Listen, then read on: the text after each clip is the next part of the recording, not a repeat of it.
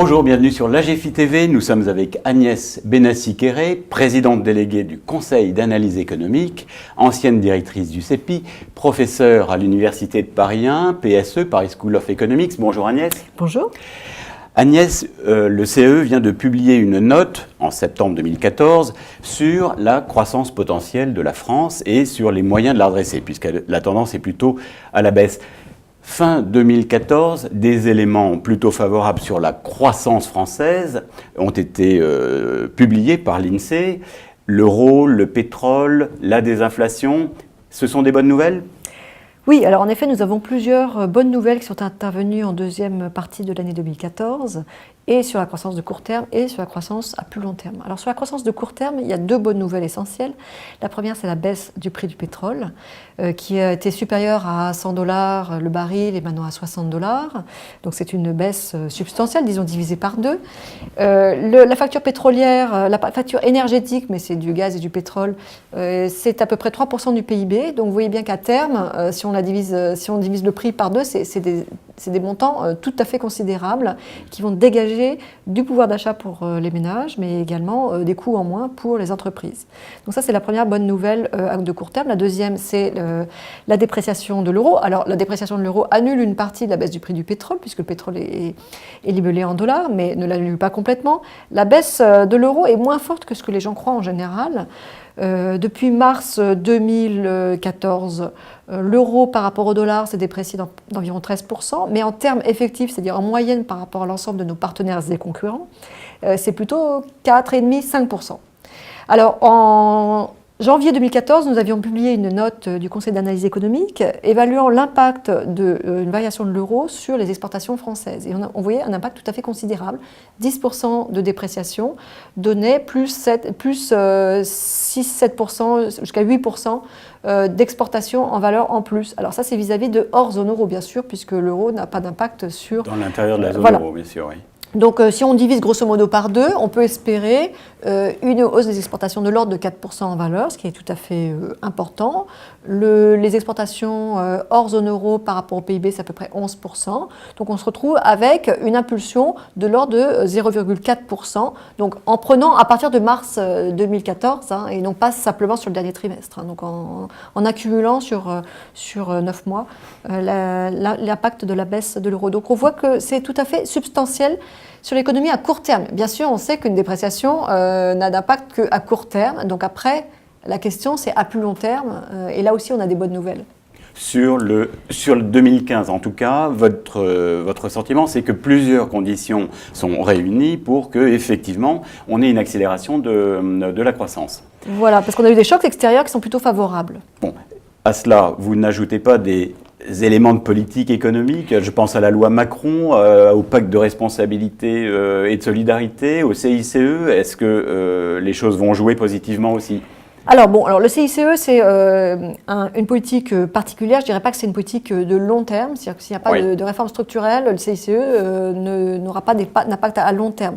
L'idée du CICE, c'est donc de baisser le coût du travail pour les entreprises. La plupart des économistes considèrent que ça peut être très efficace pour stimuler l'emploi en bas de l'échelle des salaires, puisque là, on sait qu'on est contraint par le SMIC.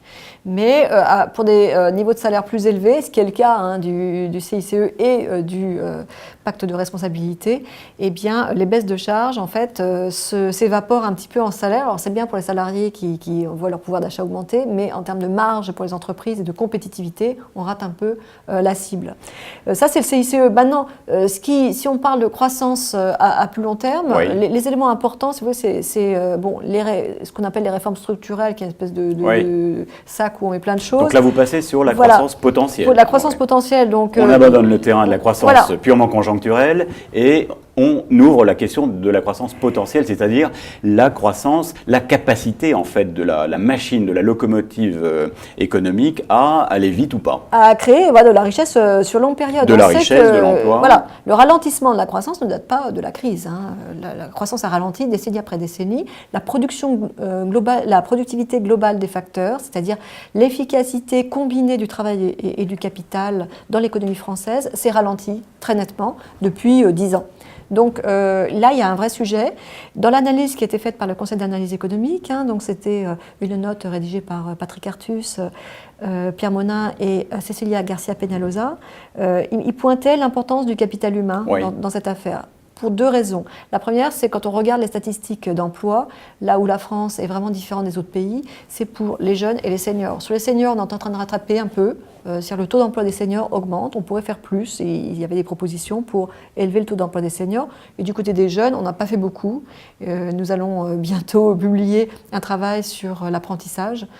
Comment élever le taux d'emploi des jeunes, c'est un chantier qui reste presque immaculé aujourd'hui. Alors l'apprentissage des jeunes, les premières pistes sur le travail que fait le CAE, le Conseil d'analyse économique, sur quoi portent-elles ces pistes? Alors ça porte sur une meilleure adaptabilité des formations professionnelles par rapport aux besoins du marché de l'emploi. Si vous voulez, il y avait des jeunes qui sortent du système scolaire un peu éjectés par le système scolaire tel qu'on le pratique en France. 150 000 jeunes environ depuis une dizaine d'années sortent du système scolaire sans qualification, sans finir leur cycle d'études et sans emploi évidemment.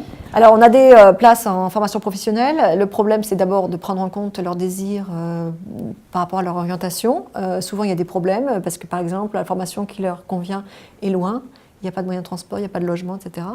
Et l'autre point, c'est les amener vers des formations porteuses. On sait qu'il y a une énorme diversité régionale, mais aussi sectorielle en termes d'employabilité après la formation professionnelle. Et surtout, on se rend compte qu'en France, ces formations professionnelles sont assez peu suivies dans un cadre d'apprentissage. Or, on sait que l'insertion des jeunes à l'issue de ces formations professionnelles courtes, de type CAP, puis Bac Pro, eh bien, ces formations sont très efficaces en termes d'insertion quand on est en apprentissage, donc à moitié en entreprise et à moitié dans une salle de classe. C'est une forme d'alternance. Voilà, et alors que si c'est suivi, d'abord ça peut aussi décourager le jeune qui finalement ne sort pas de ce système scolaire, donc il y a un élément de motivation, mais aussi un élément d'insertion, que l'entreprise lui apprend les choses pratiques qui lui permettront de s'insérer soit dans l'entreprise qui l'a accueilli pendant son apprentissage, soit dans une autre entreprise.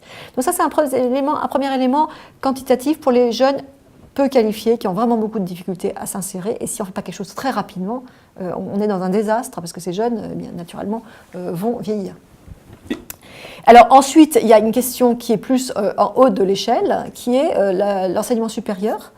D'abord, et la formation professionnelle des adultes. On voit qu'avec les enquêtes PIAC, les enquêtes de l'OCDE. Les enquêtes de l'OCDE. Donc, les enquêtes très connues sont les enquêtes PISA qui concernent les jeunes de 15 ans. Oui. Mais en fait, les enquêtes moins connues concernent les adultes, la population des adultes. À partir de 25 ans, je crois. Donc, c'est les adultes au travail. Donc, on voit qu'ils sont plutôt pas très bien formés. Et ça, c'est un élément important aussi, et de la productivité et de la croissance potentielle. Voilà, parce qu'après, on s'interroge, par exemple, savoir pourquoi les entreprises ne sont pas très robotisées par rapport à d'autres pays, y compris l'Italie, par exemple. La France est un peu en retard dans la robotisation. Bon, c'est clair que les robots sont complémentaires à une manœuvre plutôt qualifiée. C'est-à-dire que si vous avez besoin pour mettre en place les robots, les utiliser, d'avoir une manœuvre qui va savoir faire le saut technologique, et donc qui a une bonne formation générale. C'est-à-dire que le manque de formation des salariés, des employés, freine la robotisation, la modernisation de l'outil industriel. Ça, c'est l'hypothèse qu'on fait sans être totalement sûr de nous, parce qu'il n'y a pas beaucoup de travaux qui ont vraiment réussi à prouver ça.